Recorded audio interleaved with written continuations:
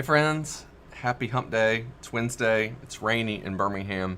I hope you are dry and warm somewhere and weather safe. Hopefully weather won't get too bad today, but grateful to be with you on this Holy Week as we're continuing our journey through the Gospel of Luke. Today we will begin working through the 23rd chapter. We're going to do some things out of order in these next couple of days, just so that we finish by Saturday with our reading.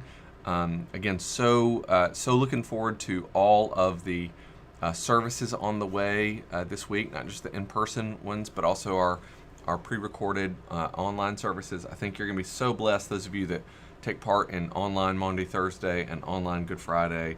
The online Good Friday service is just so good. I think it's going to be a treasure that we hold on to for a really long time. And of course, so excited about Easter, our Saturday evening service in the sanctuary, as well as our in-person service in Waldrop Stadium at 11 a.m. on Sunday. And it looks like the weather's going to be perfect for that. So I welcome the rain today, that the rain can go ahead and do its thing, and we can be all dry and ready for resurrection on Sunday morning. As we have been doing throughout this season of Lent, we'll change up next week, of course, but throughout this season of Lent, we've been praying a prayer of confession, remembering that Lent is a time of spring cleaning for the soul. It's a time of making ourselves ready to meet Christ at the cross as well as the resurrection, and sort of taking stock of our own lives, naming our sin, acknowledging our need for God. And part of that is seeking after not just forgiveness for sin, but also the freedom we receive from Christ to move away from sin. And so with that in mind, let's join together again in our prayer of confession this morning. Most merciful God, we confess that we have sinned against you in thought, word, and deed, by what we have done and by what we have left undone. We have not loved you with our whole heart. We have not loved our neighbors as ourselves. We are truly sorry, and we humbly repent. For the sake of your Son, Jesus Christ, have mercy on us and forgive us, that we may delight in your will and walk in your ways to the glory of your name. Amen. I hope those of you that have been studying with us through the week or through the season know that prayer by heart at this point. It's a powerful one to have in the back of your mind. When we last left Jesus, he was at the high priest's house. He'd been arrested. He was being mocked and beaten. According to the Gospel of Luke, they were trying to get him to admit to blasphemy, which he did not do. But they decided that he had based on their conversation. And again, these are not genuine questions that they are asking Jesus. They're trying to trump up charges against him, which is why they're doing it under cover of night. So today we sort of pick up with that morning, that Good Friday morning, as the sun is rising, and the events that will lead to Jesus' crucifixion are in full swing by this point. I want to give you again, we looked at this several days ago, but I want to give you again a sense of sort of where we are in the layout of everything, because I think this geography is sometimes helpful. Here's the Mount of Olives. So the Garden of Gethsemane, you can imagine, is about right there. This is the mountain that Jesus would have come down as he entered into Jerusalem on Palm Sunday. Again, our imagination probably tells us that maybe the upper room where they had the Last Supper was in this area, and perhaps this is where Caiaphas's house was as well, in this general area, or it could have been up in the upper city. Today, what we're going to see is a lot of activity around Antonia's fortress. This is the fortress that the earlier King Herod had built just outside the Temple Mount. This is probably where, some scholars would say this is where Jesus' trial before Pilate happens. The other possible location for that is here at Herod's fortress, not far. This is not a huge map, not a huge area, but this is potentially where that happened. This is the other likely location of the Praetorium, or the place where Pilate would have been and where Jesus would have been brought before Pilate. So again, just wanting you to have a sort of a sense of the layout of the city as we move into these stories today. So at this point, the sun is risen, and these religious leaders are bringing Jesus before Pilate. The assembly rose as a body and brought Jesus before Pilate. They began to accuse him, saying, "We found this man perverting our nation, forbidding us to pay taxes to the emperor, and saying that he himself is the Messiah, a king." This is so important. I want you to notice how their accusations against Jesus have changed into political accusations. Why is that important? Because the Romans don't care if Jesus is practicing blasphemy. Romans do not care if Jesus is upsetting the religious authorities. Right? They have no respect or regard for the Jewish faith, and so the things that are upsetting the religious leaders are not upsetting to the Romans. And as we talked about yesterday, for whatever reason, probably because they aren't allowed to execute the death penalty, the religious leaders need the political sort of machinations of the Roman Empire to carry out the crucifixion of Jesus. So they need to translate what Jesus has done that has offended them into something that will be offensive to the Roman Empire, that will be offensive to Pilate. Pilate is incredibly unpopular at this point. We know some of the history. There's been at least one sort of revolt just in the years before this moment, and so part of Pilate even being in Jerusalem is an attempt to sort of calm violence or be ready to respond to violence. We imagine from the choices Pilate made as a leader, he did not enjoy his assignment to Judea. He spent almost all of his time in Caesarea on the coast, which was a much more sort of a tribute to Roman culture built by King Herod many years before. And so he had only come into Jerusalem because it was the Passover, and this was a time when he needed to make sure that the empire made its presence known and demonstrated military might, and so that's why he's in the holy city. And so this is significant on a number of levels, that the accusations that the religious leaders are now making it against Jesus are that he is perverting our nation, and presumably they are trying to imply that he has nationalistic tendencies that are antithetical to the Roman Empire, that he is forbidding people to pay taxes to the emperor, which we know is not the case, and that he is saying that he is the Messiah, which is a king.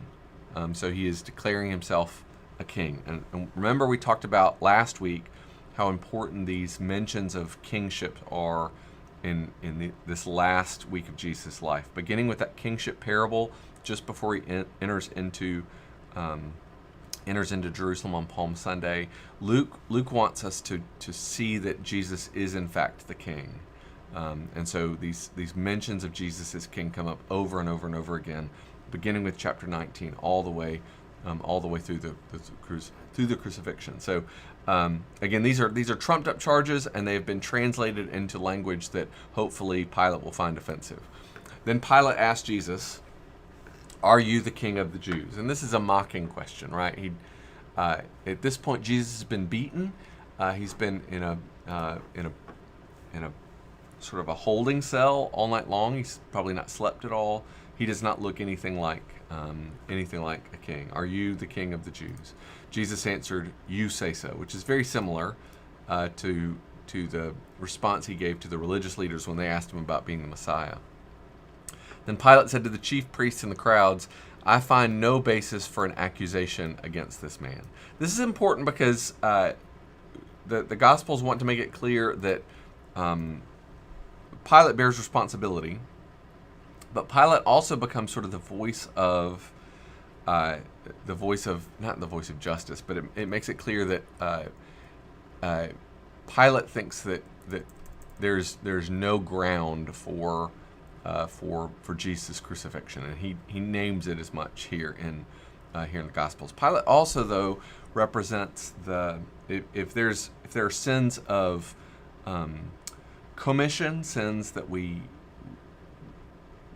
we enact by our actions. There are also sins of omission, things that are sinful by our silence, our refusal to act.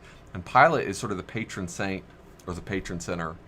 If I just made up that phrase, I really like it. But he is the chief of sinners, of those who have power, who have privilege, who have the chance to make change and do the right thing and fail to do it. So again, in this Holy Weekend, especially in these last 24 hours of Jesus, we see the full failure and the many ways that the human species can come short before God. If the religious leaders are at fault for their active seeking of Jesus' death, Pilate is at fault for his failure to use the power that he has in this moment.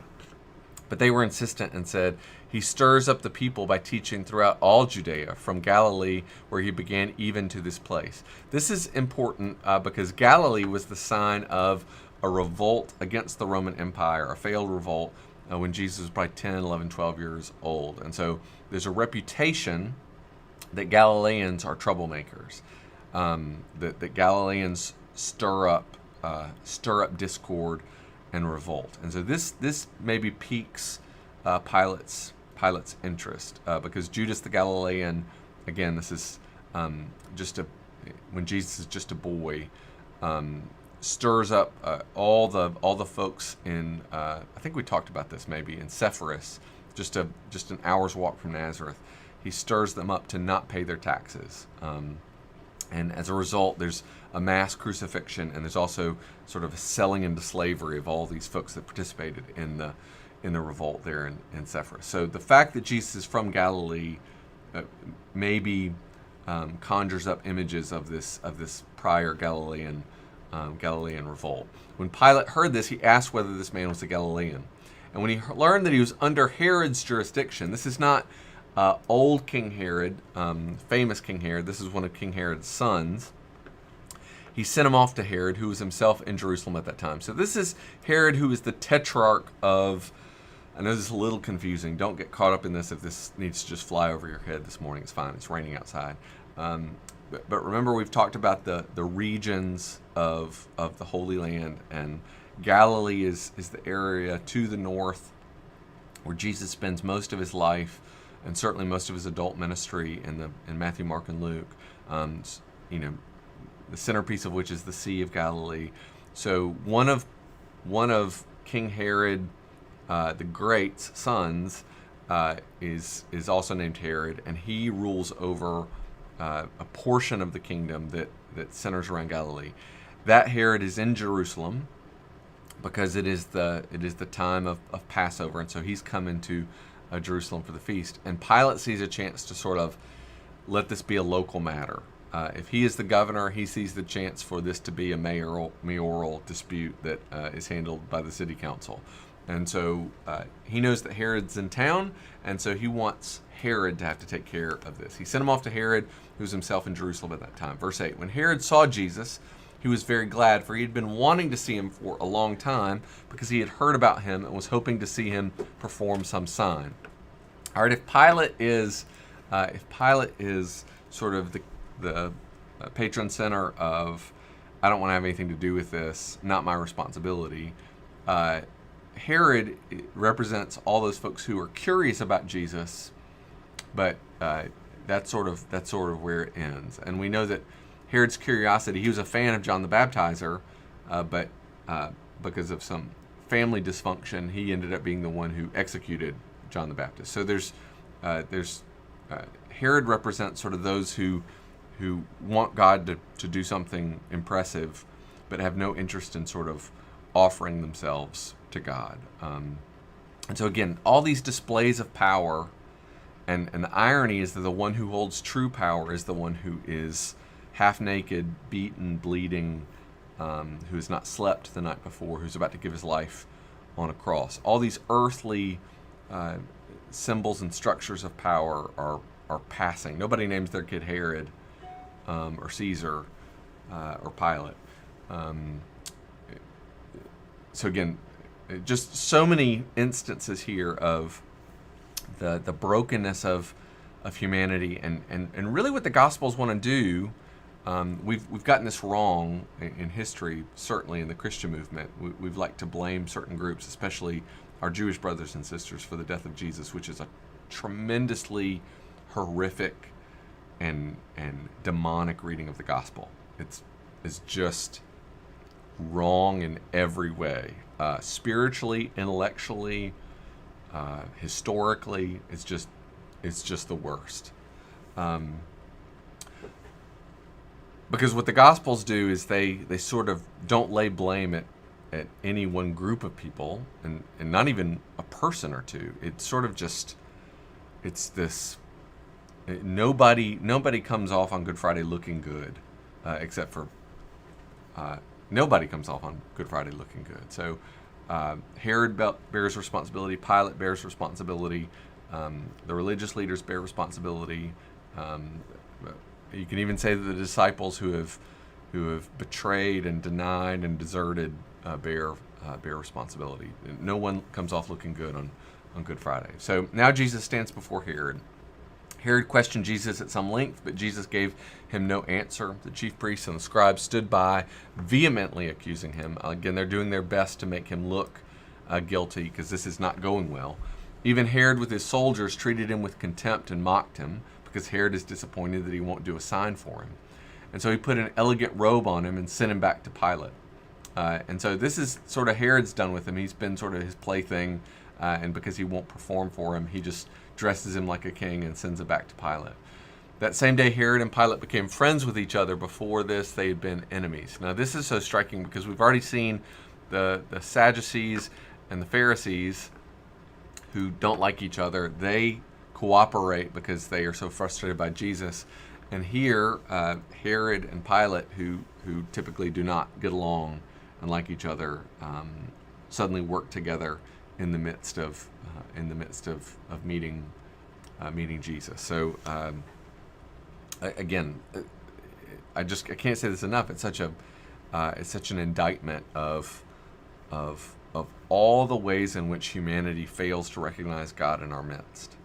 And we still do these things 2,000 years later. We still misuse or don't use power when we have it to do good. We still turn our back when it's our opportunity to do the right thing. We still participate in the brokenness of sin if it plays to our advantage. We still turn a blind eye. All these things we see at work in these characters in the story are the things that we repeat even 2,000 years later. And so Pilate calls together the chief priests, the leaders, and the people, and said to them, "You brought me this man as one who's perverting the people, and here I've examined him in your presence. I've not found this man guilty of any of your charges against him. Neither has Herod, for he sent him back to us. Indeed, he has done nothing to deserve death. I will therefore have him flogged and release him." In other words, I've decided on his punishment, and I'm going to let him go with a flogging. Now, a flogging is not good news. It's not death. It's not crucifixion. Flogging was incredibly brutal. These whips would be tied with portions of rock and glass, and the soldier who was in charge of the flogging after the prisoner would be bound to sort of a wooden stump and surrounded where people could see them. The crowds are watching. This soldier would be sort of a master of using this whip, and would basically tear flesh away from the back of the one who's being tortured. Incredible amount of blood loss, weakness, and excruciating pain. And if you can think about these soldiers who would be responsible for this, were masters of sort of bringing the one who's being tortured right up into the point of death, not killing them, but coming incredibly close. And so when we read these stories later of Jesus carrying his cross or stumbling, it's because his body has already been so completely broken, even before he even hangs on the cross. We know that a lot of people would live for a day or two on the cross because it was a slow death. It was intended to be a slow death. The fact that Jesus' crucifixion only lasts about 6 hours shows how physically weak he already was before he's ever pierced with nails. So here we have Pilate holding Jesus in his robe before the crowd. I've not found enough cause to have him crucified. I'm going to let him go. They all shouted out together, "Away with this fellow, release Barabbas for us." This was a man who had been put in prison for an insurrection that had taken place in the city and for murder. Ironically, Barabbas' name means son of the father. And he is one who's been put in prison for actually being a revolutionary. He's one who's in prison because he has committed murder. He has been a violent insurrectionist. And so the irony here is that he is guilty of the things that Jesus has been accused of, and Jesus has not done. And Barabbas is going to be sort of the first one set free by Jesus. He's going to be the first one whose sins against the government have been forgotten, wiped clean because of Jesus going to the cross. Pilate, wanting to release Jesus, addressed them again, but they kept shouting, "Crucify, crucify him." A third time he said to them, "Why? What evil has he done? I found in him no ground for the sentence of death. I will therefore have him flogged and release him." Again, Luke paints such a not a sympathetic portrait of Pilate, but Luke makes it clear that Pilate has no desire to see Jesus crucified. So again and again, 3 times at least, Pilate is asking the people, let's let him go. I will have him flogged. He will suffer, but there's no reason to have him killed. But they kept urgently demanding with loud voices that he should be crucified, and their voices prevailed. So Pilate gave his verdict that their demand should be granted. He released the man they asked for, the one who had been put in prison for insurrection and murder, and he handed Jesus over as they wished. Again, Jesus is handed over to the crowds, the demands of the crowds, through the weakness of Pilate's leadership. And Pilate doesn't bear all the responsibility for that. This is a crowd. This is the entire human race that is sort of standing over Jesus' crucifixion and standing up for Jesus' crucifixion. And now we have Luke's very brief account of the way to Golgotha. And as they led him away, they seized a man, Simon of Cyrene, who was coming from the country. They laid the cross on him and made him carry it behind Jesus. A great number of the people followed him, and among them were women who were beating their breasts and wailing for him. One of the ways in which the crucifixions were made more humiliating is that the prisoner would typically carry their cross in the longest possible path outside the city gates. If we look again at our map, potentially here or here is where Jesus is sentenced. Either way, he's sort of led through the city to this area, which is outside the city gates at that time, a place called Golgotha, the place of the skull. But as he's being led, he would have had the charges against him, that wearing like a sign on his around his neck. That would eventually be nailed to the top of the cross. Jesus, King of the Jews. But people are probably throwing things at him, spitting on him, mocking him as he's making his way through the streets. And one of the most powerful things you can do, again, and people will do it a lot this week, especially on Good Friday, in the old city of Jerusalem, is walk what's called the Via Dolorosa, the way of suffering, where you remember the stations of the cross. And the stations of the cross aren't all spelled out in Scripture. Some of them are part of church tradition, and some of them are more fanciful than others. But still, it's a powerful reminder of the walk of Jesus towards the cross.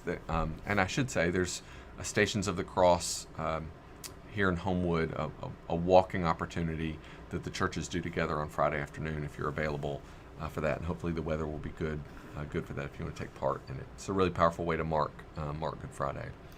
But Jesus turned to them. These are the women who were weeping and beating their breasts. Jesus turned to them and said, "Daughters of Jerusalem, do not weep for me, but weep for yourselves and for your children. For the days are surely coming when they will say, 'Blessed are the barren, and the wombs that never bore, and the breasts that never nursed.' Then they will begin to say to the mountains, 'Fall on us,' and to the hills, 'Cover us.' For if they do this when the wood is green, what will happen when it is dry?"